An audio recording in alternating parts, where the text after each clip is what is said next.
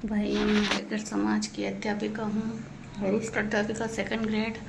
और यह गुड़ा के राज देसूरी ब्लॉक में नाडोल के पास कार्यरत हूँ। यहाँ मेरे SC/ST की वजह से कोई कमरा नहीं दे रहा। और यहाँ हाईवे पर होटल के पास में एक वैष्णव ने कमरा दिया, वो भी जब गांव के लोगों ने, स्टाफ वालों को पता चला तो उन्होंने मुझे यहाँ से भी कमरा खाली करने के लिए कहा। और जहाँ मैं नौकरी करती हूँ गुड़ा के राज में, वहाँ पर एक नारायण कुखेल पर उसके यहाँ खाना बनाने की वाले के यहाँ कमरा लिया। वहाँ पे भी मुझे कमरा एक रात में ही खाली करवाया।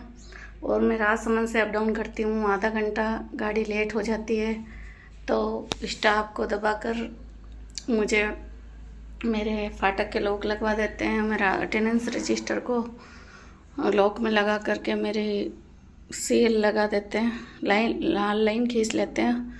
और मुझे 5 महीने से बहुत प्रताड़ित किया जा रहा है। और यहाँ से गुड़ा के राज 6 किलोमीटर का सुनसान एरिया है अंदर, जो वहाँ पर कोई सुबह सुबह साधन नहीं मिलते हैं। और पहले कोई टीचर लिफ्ट देते थे, उनको भी लोगों ने भड़का करके, और BJP RSS के लोग मुझे जब से नौकरी लगी है तब से ही नौकरी नहीं करने दे रहे हैं। और यहाँ के नेता भी BJP के, पुष्पेंद्र सिंह, PP चौधरी, ये सब मिलके बच्चों को भड़काते हैं। खेल करके बच्चे मेरी निकल उतारते हैं, बच्चों से बात नहीं करवाने दिया जाता है, मेरा पंखा बंद कर दिया जाता है, मेरी चेयर हटा दी जाती है। इतना मानसिक टेंशन दे रखा है कि मेरे चश्मे के नंबर बढ़ गए। मैं रोज़ रोती हूँ। और मेरा नौकरी करना दुश्वार कर रखा है। और 6 महीने की सैलरी रोकती हैं। और मैं एक एकल महिला हूँ जो राजसमंद से आती हूँ।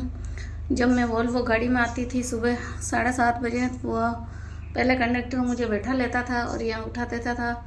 जब ये स्टाफ वालों को पता चला तो उन्होंने कहा, उस कंडक्टर को सिखाया तो मुझे ना तो राजसमंद से बैठाता है, जबकि वहाँ स्टॉपेज और लोकल सवारियाँ बैठाता, और यहाँ पे भी मुझे नहीं उतारता है।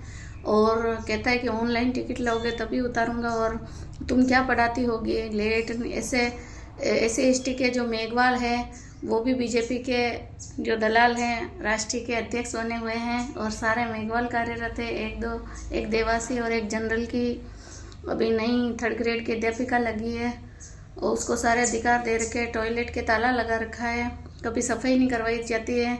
मैं बोलती हूँ तो कहते हैं कि बाहर कर लो, तुम्हारे लिए टॉयलेट का सफाई नहीं करवाएंगे, तुम्हारा बाप नहीं देता है। उसके अलावा इतनी नीच हरकतें करता है कि मेरे वहाँ जहाँ मैं कुर्सी पे बैठती हूँ वो कुर्सी भी हटवा दी जाती है।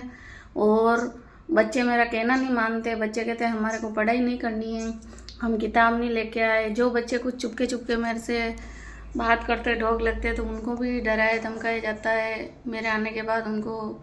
और गाँव के असामाजिक तत्व विद्यालय में आकर के बैठ जाते हैं।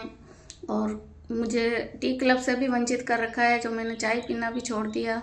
लेकिन वहाँ ना तो होटल है, कुछ भी नहीं, मैं भूखा मरती हूँ। 1 बजे तक चक्कर आते हैं, लेकिन किसी को दया नहीं आती। बाकी सारा स्टाफ पोषाहार वाली उनके लिए स्पेशल खाना बनाती है और 3 बार चाय देती, लेकिन मेरे को कोई कुछ नहीं दे रखा है।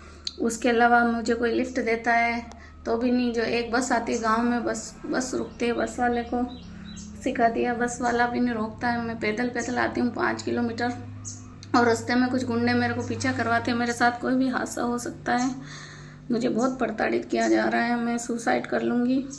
और इसी तरह से BJP RSS के नेताओं ने, पहले मैंने बाबा साहब की भक्त हूँ और बाबा साहब के लिए संविधान की बात करती हूँ, तो BJP RSS वाले मुझे प्रताड़ित करते हैं।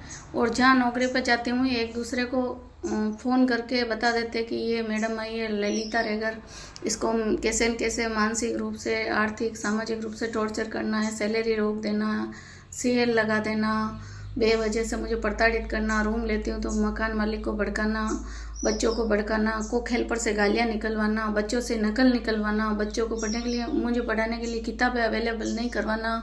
जबकि मैं 4 में PG हूँ और मैं वरिष्ठ अध्यापिका हूँ, लेकिन मुझे पहली, दूसरी और 5वीं 6ठी की क्लासें दी जाती है। और मेरे को सीनियर सेकेंडरी स्कूल में 3rd ग्रेड के टीचर को बड़ी क्लासें दी जाती है। और मेरे को CBO को फ़ोन करती हूँ, CDO को फ़ोन करती हूँ, तो वो भी नेताओं के दबाव में मेरा कोई फ़ोन नहीं उठाते तो मुझे सही संतोषप्रद जवाब नहीं देते। और मुझे ही प्रताड़ित करते हैं। मैंने कई बार मेरे समाज के अध्यक्ष वगैरह और समाज के लोगों से भी बात करी तो उन पर भी राजनीतिक दबाव पड़ता है। हमारे समाज के जो दलाल लोग हैं तलवे चाटते हैं, SC/ST के मेघवाल, रेगर, खटीक, चमार। मैं SC/ST का केस भी मैंने 2-3 बार लगाया, कई बार से प्रताड़ित किया। जब से बीजेपी सरकार है मैं नौकरी में हूँ, लेकिन मेरे को AP करवा देते हैं, मुझे ही हटा देते हैं। मैं एक्शन लेती हूँ, उनके खिलाफ जांच बैठाती हूँ तो उल्टा मुझे ही प्रताड़ित करके वहाँ से हटा दिया जाता है। फिर आगे जाती हूँ तो आगे वाले स्टाफ को फ़ोन करके या सूचना देकर मेरा बायोडाटा भेज करके इस मैडम को 2 दिन में वापस हटाना, प्रताड़ित करना। इस तरह से मुझे बहुत मेंटली टॉर्चर कर रखा है। मेरा 60 किलो वज़न था, उसमें से मेरा 53 किलो वज़न रहा है और मेरी आँखें, मेरा चेहरा इतना, मतलब मेरी आंखों के चश्मे के रो रो के नंबर बढ़ गए। मैं डेली रोती हूँ और मेरे सिर के बाल सफ़ेद हो गए और मेरे माता पिता मेरे डिप्रेशन में चले गए मेरी टेंशन से। मेरा एक बच्चा है जो अभी 22 साल का है और B.Ed कर रहा है, उसकी भी टेंशन है। वो पहले मेरे साथ रहा था लेकिन अभी वो पढ़ाई की वजह से साथ नहीं रह पाता है।